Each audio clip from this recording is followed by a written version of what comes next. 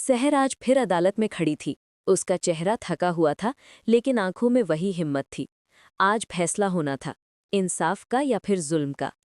कामरान सामने बैठा था। उसके चेहरे पर वही अहंकार था, जैसे उसे यकीन हो कि उसे कोई कुछ नहीं कर सकता। वकील बुखारी उठकर सहर से सवाल करता है, आप कहती हैं कि मेरे मुवक्किल ने गुनाह किया है। आपके पास कोई पुख्ता सबूत है? सहर बिना झिझके जवाब देती है, जब सच सामने आएगा तो आपका मुवक्किल खुद कबूल करेगा।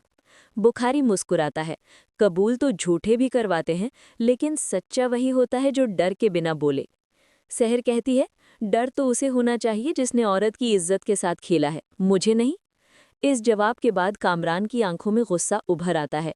वो बेंच से उठकर बोलता है, तुम झूठ बोल रही हो सहर, तुम मेरा नाम खराब करने के लिए ये सब कर रही हो। सहर धीरे से कहती है, सच से भागने वाले हमेशा यही कहते हैं। जज सब्र से सब सुन रहे थे।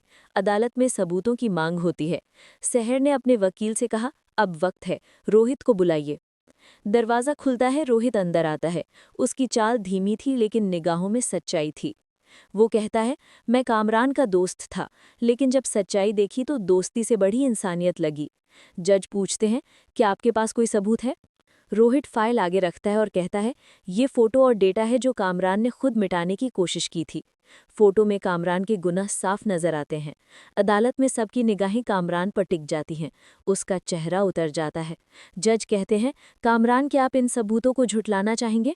कामरान पहले कुछ नहीं बोलता, फिर गुस्से में चिल्लाकर कहता है, हाँ, मैंने किया था वो सब, लेकिन वो मेरी गलती नहीं, मेरी कमजोरी थी।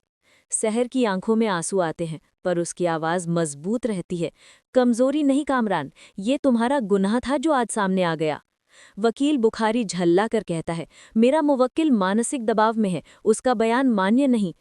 लेकिन जज कहते हैं, जब जबान खुद सच बोले तो कोई भी कानून उसे झुटला नहीं सकता।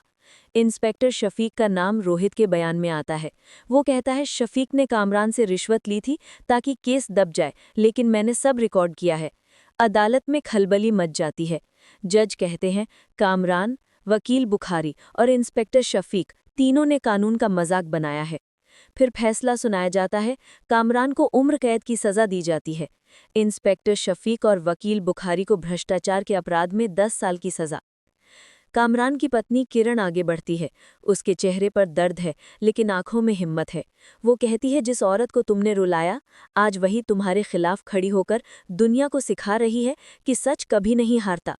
वो अपने गले से मंगलसूत्र उतारती है और कहती है, अब इस रिश्ते की कोई अहमियत नहीं। कामरान नीचे झुक जाता है, उसकी आंखों से आंसू गिरते हैं। सहर कहती है, अब मुझे किसी जीत का गर्व नहीं, बस ये सुकून है कि एक गुनहगार को उसकी सज़ा मिली। रोहित आगे आता है, सहर, मुझे माफ़ कर दो, मैंने सच्चाई देर से समझी। सहर जवाब देती है, जो सच्चाई तक पहुंच जाए उसे माफ़ी मांगने की ज़रूरत नहीं होती। वो अदालत से बाहर निकलती है। रोहित और किरण उसके पीछे खड़े रहते हैं। बाहर का आसमान साफ था। सहर के चेहरे पर शांति थी, दिल में जीत की ठंडक। उसने खुद से कहा, आज सिर्फ मुझे नहीं, हर उस औरत को इंसाफ मिला है जिसने डर के साए में भी सच बोलने की हिम्मत रखी।